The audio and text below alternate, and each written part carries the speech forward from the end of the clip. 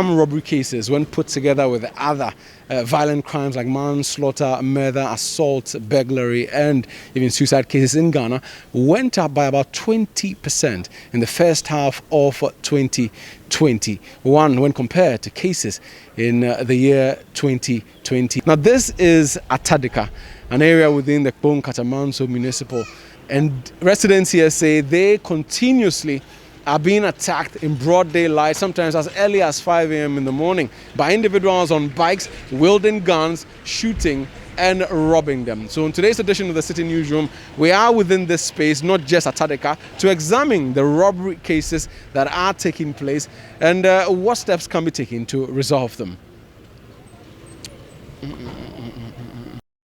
My mother here essentially witnessed or experienced an armed robbery incident. Ma, can you tell us what really happened on that fateful day, August 13th? I wake up like how I've been waking up. When I wake up, I just open this container shop over here. Then I heard a girl shooting over there. When it's shooting, I didn't even care because sometimes on Friday, during their funeral, they display a lot. So I was thinking that one of those days. Yeah, so I'm not bothered. I was just standing here looking at them. Then so they were shooting guns? Giving one shot on the air. How many of them? There are 4. All of them setting, a tall girl with a gun was shooting. Speaking Hausa mixed with a tree.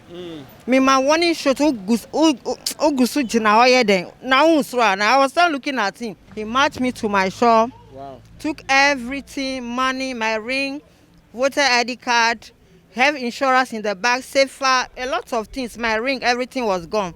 My drinks, spray away. After that, they are standing here. Anyone who is passing that day, they have to rob you. Your life or your phone. Your life or your phone. Some of them are trying to run inside my house. I have to quickly go and shut these gates. I was struggling. Even I was hit by one of these. So I was struggling with men and women. It wasn't easy thing. They were trying to rush into the house. So I have to struggle with them and go and lock this particular gate that day. You wanted to lock the gates because you didn't want them to enter? Because I have to save my family first. Okay. After they continue shooting, giving the warning shot from here to aviation, attacking people on this road that very early in the morning. There was a guy who was going to school that day. He was having iPhone 8 that day. They robbed this small boy. He was weeping here. They even pulled some people at that gutter with when you are going, you struggle with them. So it wasn't easy for me that day. I can never forget that day in my life. Nowadays, any night you will be hearing them struggling here with the gun, shooting anyhow. Yeah. Even yesterday, they started giving the warning shot everywhere. So we are not free here at all. We need help. So how do you sleep? I mean, how do people live in it? To me, it's just like a nightmare to me. I cannot sleep. Anytime I hear a sign of motor, then my heart will be beating up. I have to get up and be praying because I don't know what will happen to me next time. So we are on it. We reported it to police people when they came. We follow up. I have not seen anything up to now. What do you think can be done to protect you and your neighbors? First, we don't have street light over here. There's no street lights. So when we have street light, if somebody is approaching, you can see the shadow of the person and then you know how to balance yourself. Because this place, from 6 o'clock, if you are holding your bag, you have to put it under your breast. They cut your hand. They have to cut you or slap you and take anything. Of all armed robbery cases in Ghana from January to June, 81% of victims were men. But that means that 19% were women. And it just happens that the lady here who lives in this house, right in that apartment, actually was robbed on one particular day. I want her to tell us her story. The incident happened somewhere in the April. At dawn, I wake up to attend the nature school. This is our nature school. I saw the robbers coming out of this direction. And they have marks up. There were 3 men. So when I saw them, I tried quickly entering back to the room. And unfortunately, they were closer to me and they brought out their pistol. And they said if I go, they will shoot me. Then all of a sudden, they asked me of my money.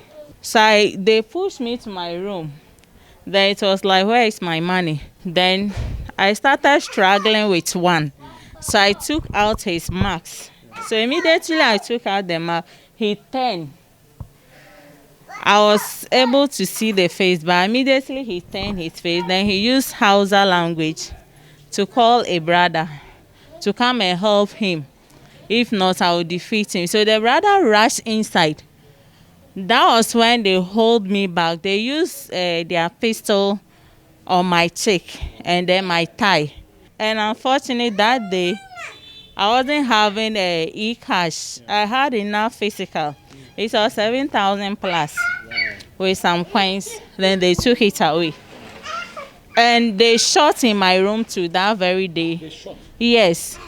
They shot in my room 2 bullets. So my mom and my dad too came out. Then they sent them inside with their gun to their room. What is the police telling you, and what do you want them to do? Yeah, to me, we need security. Because when I was doing this job, we had enough security around this area. I can sit here till 11 p.m. before I close. Because at times, the patrol team, they do go rounds. So you see them, we will be here around 10 and you see them packed by us. And it makes us so safe. But now there are no patrol? Now there is no patrol team. Why? Before, I don't know, the security is very poor in this area. Before you see a patrol team, maybe day has break. So in terms of robbery attacks, one group of individuals that is being attacked incessantly are mobile money vendors. Now, my lady here experienced a robbery attack recently, and she's going to tell me about the experience. Around 3 a.m., I was asleep, and my husband came. We are living in single room self-contained, so he went to the washroom. So from there, he just came to tap me that robbers are in.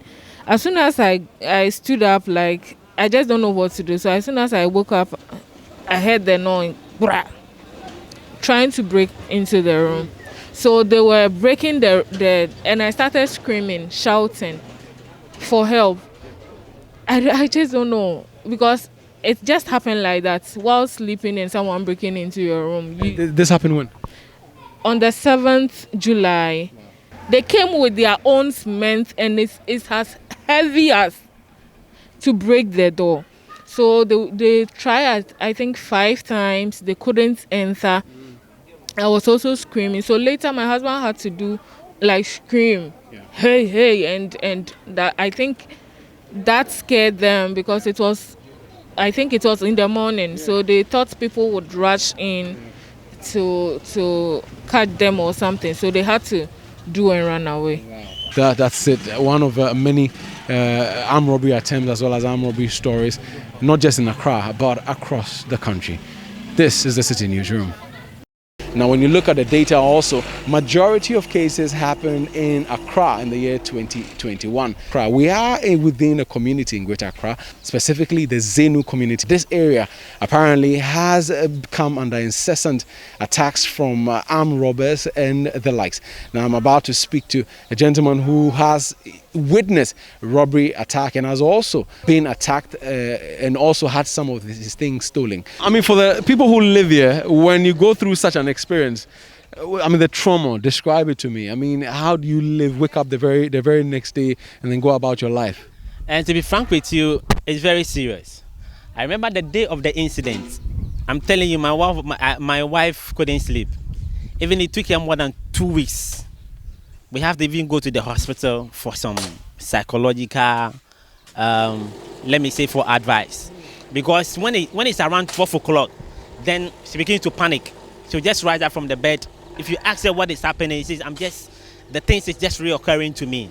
So seriously, it's very true. I saw them with my naked eyes and there was nothing I could do. But you yourself have not come under any attack? On several occasions I have. I was having my car here, they came, they took my battery, they took everything in the car. But the next 2 weeks, another car in the same vicinity, the battery too was taken away. Even the parts of my machine that I normally use for my production, I have my own job that I do. I'm telling you, they came, they picked everything. So this thing has not been the first, the second, or the third. It's been going on. But still, we don't have any solution because the main problem that we have in this area is the road. Formerly, the police were patrolling within the area. But because the road is not good, they've stopped. We have made this complaint to the MCE, to the engineers in the area, to the assemblyman, and nobody is coming to our aid. So now for you, what is the way forward for the people within this community? You see, the best thing that the government can do to help us, the best thing, let them fix our roads. And I believe when they fix the road, the police will start patrolling. Because formerly, they were patrolling in this area. When you are sleeping in the night, you might hear them. When you come out, you can see, oh, the police, they come here with their motor and their cars. But now, we are not getting it. Simply because the road is not working. We have reported this road to the MC. Me, myself, I went to the office of the MC. We reported to him. We went to their branch at Zenu.